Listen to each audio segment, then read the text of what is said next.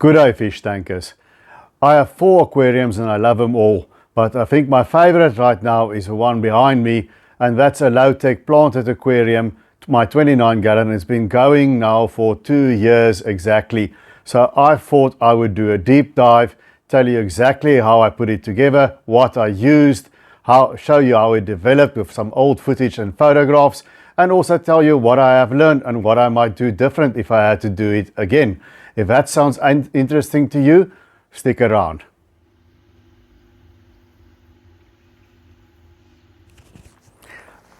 Okay guys, now that we relaxed and we're looking at the aquarium, it's sitting there on my desk. The desk, of course, is a very old school sturdy desk, and it's also been strengthened. There's some things I did to it to make it a bit stronger. I wouldn't put it on the modern furniture, but that is the tank. And it's got an interesting background. Big shout out to Anthony, friend of mine. He had the tank standing in his garage and I didn't have place for it anymore, and eventually his wife wanted it out and he gave it to me, so I got a free aquarium. It's one of his old Boyo tanks, came with a big canopy on top of it, and that had one of those built-in trickle filters in that I never used. They don't last for load shedding very well. Those are the rotational daily power cuts we get here in South Africa at the moment. But eventually I decided to set the tank up.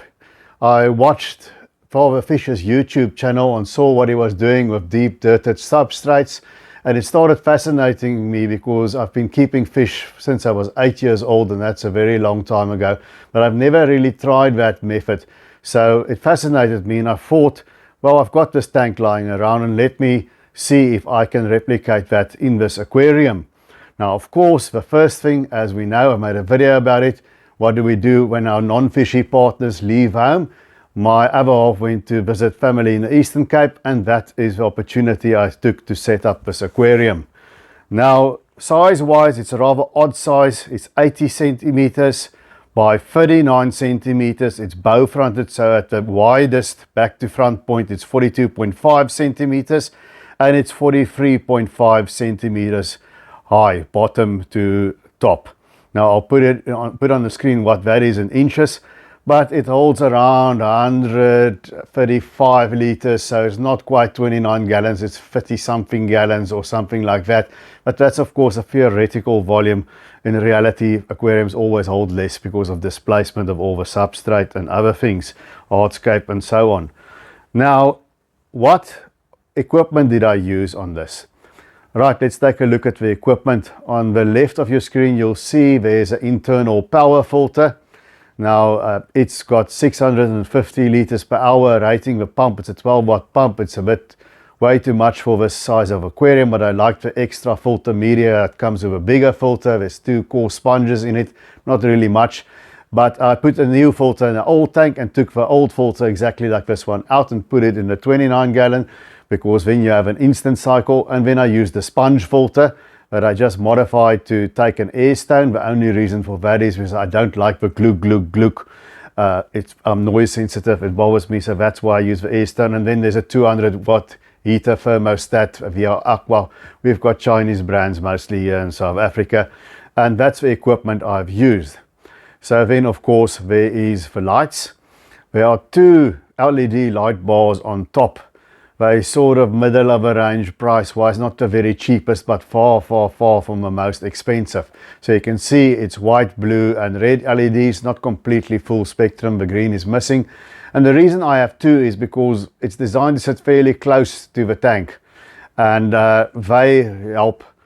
They tend to spotlight, and that's why I use 2. But I don't use them at full blast. They are about at 60% power.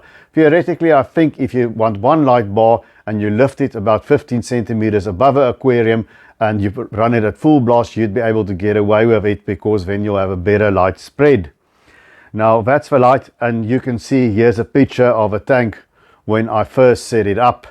Now you'll see it had that canopy with 2 fluorescent tubes on it, and if you look at the plants there on your left, you see some hair grass. That didn't last well.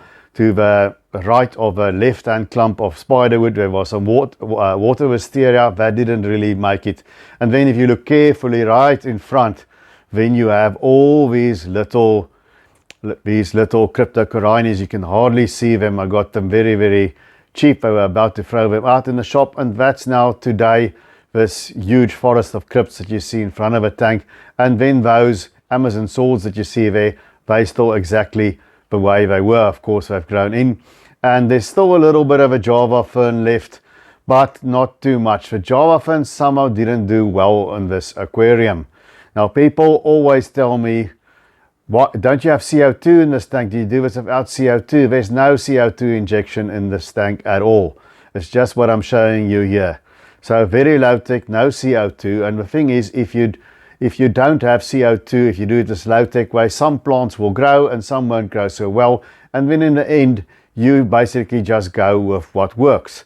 So the tank went on, and then at some stage I put a single or two plants, I can't remember, of Vallisneria way in the back right hand corner by the power filter, and that just spread across the tank until it's a forest of Vallis like it is now. On the right hand clump of spider wood, I put a little bit of bulbitis on. And bulbitis is a slow growing plant. We don't get it much in South Africa, it's hard to find. And that bulbitis eventually, it took a long time, started growing. And I had a little bit of Soeswassertang that I got there from Peter at Brackenfeld Pets. And I put the Soeswassertang on that spiderwood. Also, it took us quite some time, but eventually it made this huge carpet of Soeswassertang. And then I added a piece of driftwood there on the right hand corner of a tank, and I put some Java moss on it with a bit of string, and it grew like it is now. So you see this big clump of Java moss growing there in the corner. Now the fish, they've all also had their own sort of evolution. I started with 5, or I think it was 6 rosy tetras that I put into the aquarium, and there's still 5 of them there, but they like sitting there in between the plants. You hardly see them. They come out at feeding time. And I had those 5 rosy tetras, and I also added 7 ottocinclus. I've counted 5 the other night. The thing is, if a fish dies and passes on in this heavily planted tank the way it is now, you rarely see a dead fish. Now and then you do, but it just gets consumed by the other fish and snails, and it disappears. Now there's a cleanup crew besides the ottos. Eventually I got some blackbeard algae on that spiderwood that's sticking out there at the end. You can still see it. And then I got 2 very small Siamese algae eaters. They're much bigger now, and they take care of that blackbeard algae. That's the end of that.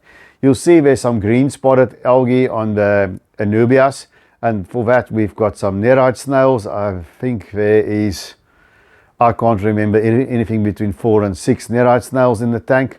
And then I added 2 juvenile angels, and they were small and they grew up in this tank, and eventually they formed a pair, and they like to go and spawn there at the back on the power filter. But they also had their fights. You can see them jaw locking here and pushing each other around the tank. The thing with the angelfish, every now and then they try to spawn, and then they sort of take that corner of the tank for themselves, and then they push the other fish away. So that was a part of that. So eventually I took the angels, because they were going to outgrow this tank, and I put them in the big 75-gallon downstairs. But the female started bullying the male, and eventually I put him back in here, but he died from the stress. He got beaten up too badly. So that's the story with the angels. So out went the angels. The remaining one is still in the big tank. He's the tank boss there. And I've also had 6 diamond tetras. You see there's still 2 of them left here after 2 years. I don't know why. They're not very long lived. They never got sick. Nothing ever happened to them, but they don't seem to live that long. And there's a male and a female still there in the tank. And there is a 3rd little baby fish.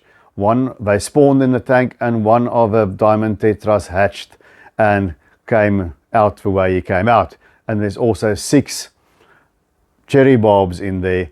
And they also spawn, especially there in the Soeswassertang and the Java moss. 1 egg survived, and there's a little baby cherry barb also in the tank. So that is what went on there with the fish. They spawned, and what did I actually do? We mentioned father fish in the beginning, and that's an important bit, is the substrate.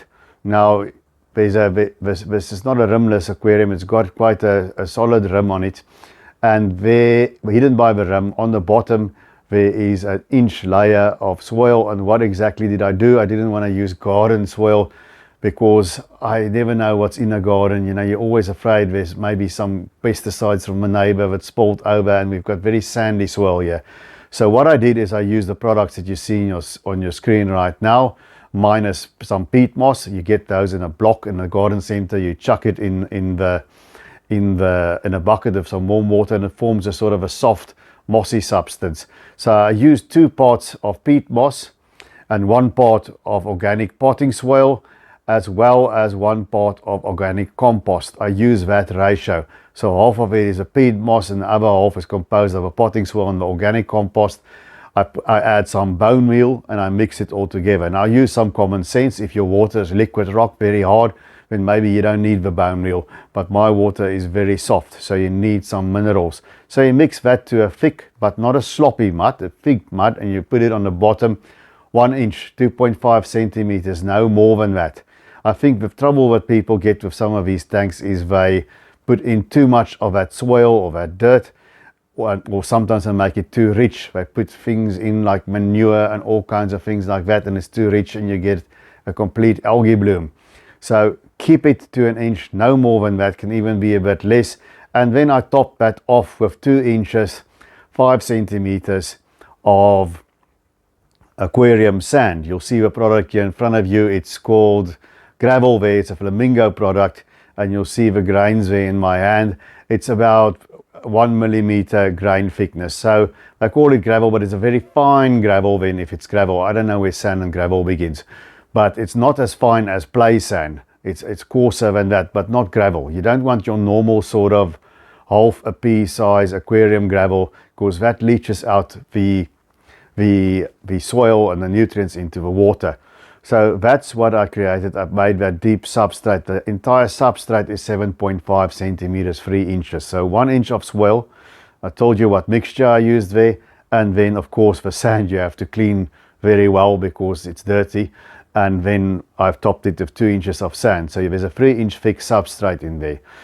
With the plants, initially I put a few root tabs around the crypts and the Amazon swords, just because to give them a bit of a boost, because it takes a while for the roots to reach the soil, but you don't have to do it if you don't want to. I just did it as a sort of an insurance policy. So I did that as well. And then the plants started growing. Some didn't grow, some went away, like the Java fern doesn't do well. I think I've got my own theories as to why not. I think some of it has got to do with the light. And the Anubias does quite well, as do the Amazon swords, as do the crypts and the Soeswassertang. You'll see the Soeswassertang has overgrown the bulbitis. So some of the bulbitis leaves are turning black. That's going to be removed in maintenance day. But you see the bulbitis is also making new leaves through the Soeswassertang. So I just let it grow the way it grows. I do control the Vallisneria because it will choke out everything if you let it. So if I see little runners going into the front area where the crypts are, I pinch them off, or into the Amazon swords, I pinch them off as they grow there so that they can stay around the sides and the back. You know, so otherwise I'll end up with a full Vallisneria jungle, and I like my other plants as well. So that's what I do there. Now maintenance wise, this tank is extremely low maintenance. Now initially, with a deep dirted substrate, I find that it gives you a nitrate spike, because I already had put a filter in here that was matured. So that ammonia spike that it does gets converted into nitrate, and it gives you that spike. So initially I changed about 40% of this tank every week for the first month or so. And then it tapered down once every second week. And then I settled on doing a 40% water change once every 4th week. Now, if I test the nitrate levels right before I do that, at that stage, then what happens is the nitrate is almost undetectable. It's between 3 and 5 parts per million. That's very low nitrates. So that shows you plants don't need these high nitrate levels to grow. You know, that you put in with some fertilizers and stuff. Don't do that. They don't need that. Plants consume ammonia as well. And they don't need even the nitrates in the water column. I find it's not great for the fish. and there'll be some in the substrate, of course, and they get their nutrients from the substrate. But I also have epiphytes like the Wassertang, the Bulbitis, and the what are those indestructible plants, the Anubias, as well as what's left of a little bit of Java fern, and you can see sticking out there at the side of the Wassertang. But I use a very lean fertilization program. I use an all-in-one fertilizer. It used to be Bloom and Grow of Microbe Lift. Now I use a product called Pro Vita, I think it's called, but it's a all-in-one, once a week fertilizer that I use, no more than that. And then recently I got very sick and I couldn't do the water changes, and I thought I'll just leave it because 3 to 5 ppm, that's not a lot. And I left the tank for 8 weeks without a water change. I kept a close eye on the fish, of course. But what I found is that the nitrates still, after 8 weeks without a water change, still stayed under 15 ppm. So it was still quite low. And then I did my 40% water change. And now I'm sort of experimenting to see what will be the optimum. I'm not one of those that say you should never do water changes. There's other things that you need to dilute and also things that you need to replenish. Now, I have now, as the tank is now, if you look closely, you can see there's a little bit of algae in the glass, but I haven't done anything on this tank for close to 6 weeks, except feeding the fish, of course, and topping up evaporation. That's all I've done on this tank for 6 weeks. This is how it looks. There's a bit of algae here and there, but it always stays under control with my cleanup crew. And the tank, I think, is really, it's established now. It's been going for 2 years. It's established a rock solid ecosystem type of thing here. It will never be quite what it is in nature, but I think it's got some natural principles here working for it. So tomorrow it will be 6 weeks. I'll perform a water change.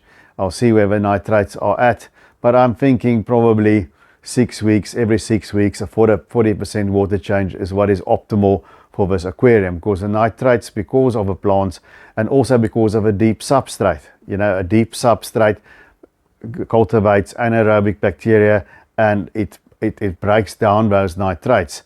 It's definitely a big difference from just having the ordinary substrate, and I'll show you there in that clip. If you look at the substrate, you'll see in front, you'll see the roots growing there, and it's sort of black and green. It's not the sand turning anaerobic and blackening, because if I go around, you'll see there's none of that. It's just algae growing on the front of a glass, because that's the other thing. I never touch the substrate. I never gravel vac it.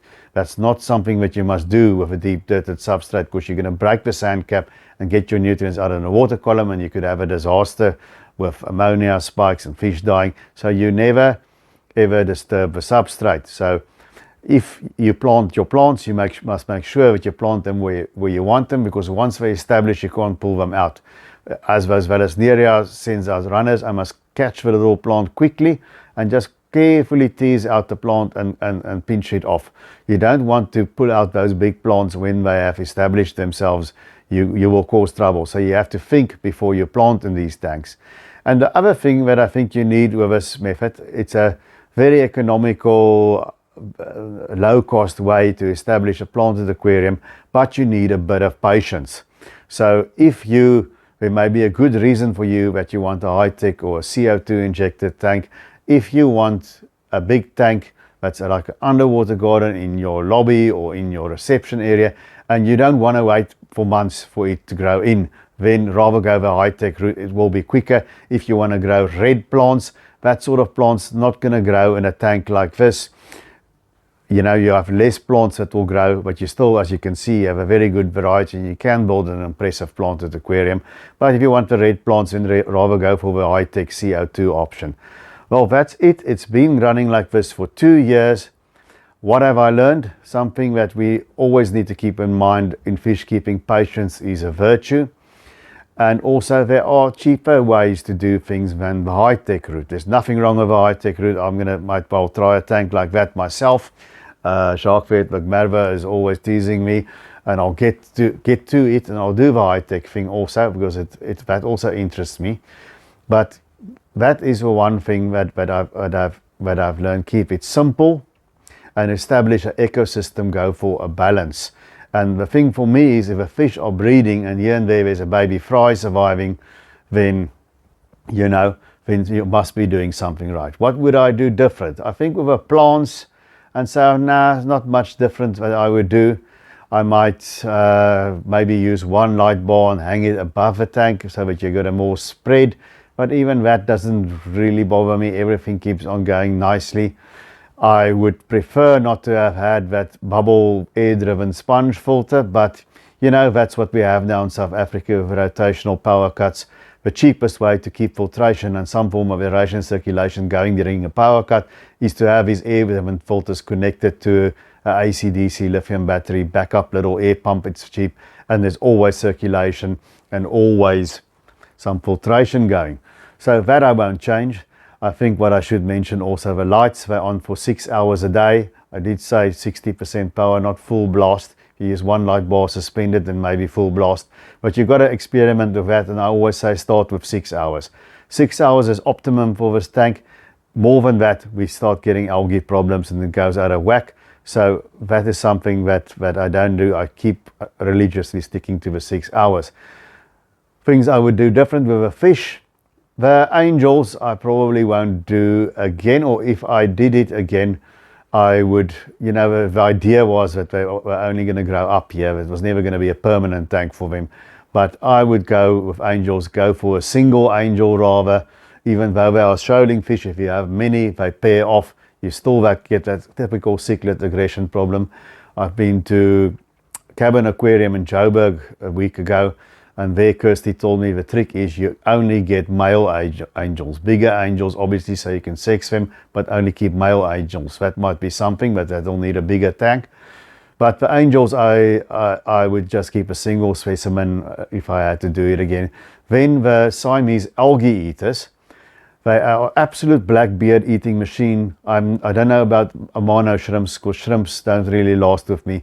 But the Siamese algae eaters, they also develop, they get bigger, but they develop a bit of they're either in big groups, but because they get bigger, you only tend to keep 2 or so. And I would rather in the future just use a single one, because it's not like they really shoal.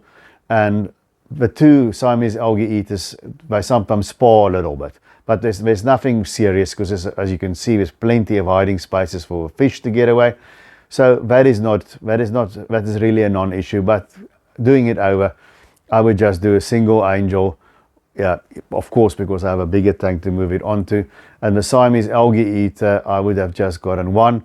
Then I went through a guppy phase. I had another video that I talked about that. You can see there's still 3 very geriatric guppies left there. I keep the temperature here to 26 degrees Celsius, 79 Fahrenheit. Because we have these power cuts once again, when the water temperature, when the power is off for 4 hours, doesn't drop by a lot. But in the summer, being in Africa where I am, it gets warm, the temperature shoots up to 27, 29, and the guppies get very, very active. It shortens their lifespan, and the males are always chasing the females, but then the chasing and the nipping and the stuff becomes sort of aggravated, and it becomes irritating to watch. So I wouldn't do the guppies again, because I think it would be much better if the temperature is at 24 for them, and I can't keep the temperature there here upstairs in my house. So I would skip the guppy phase the last time if I would do this again. So these 3 female guppies can live their lives out here in peace. They're getting on, so it won't be very much longer, and I'm not going to replace the guppies. I might just go for some more tetras. So that is how it goes, guys.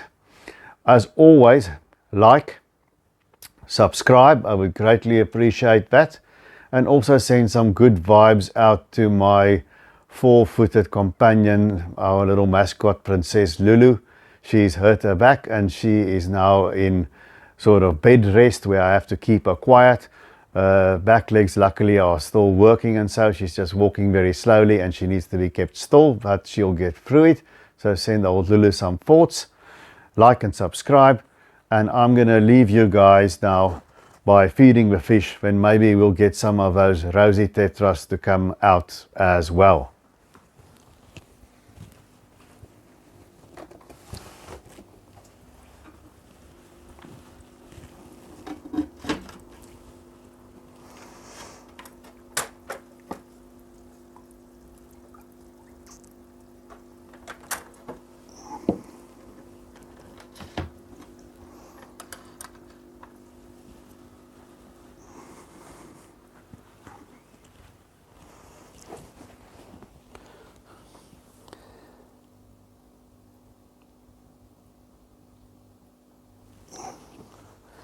And there you see the roses coming out in between the plants.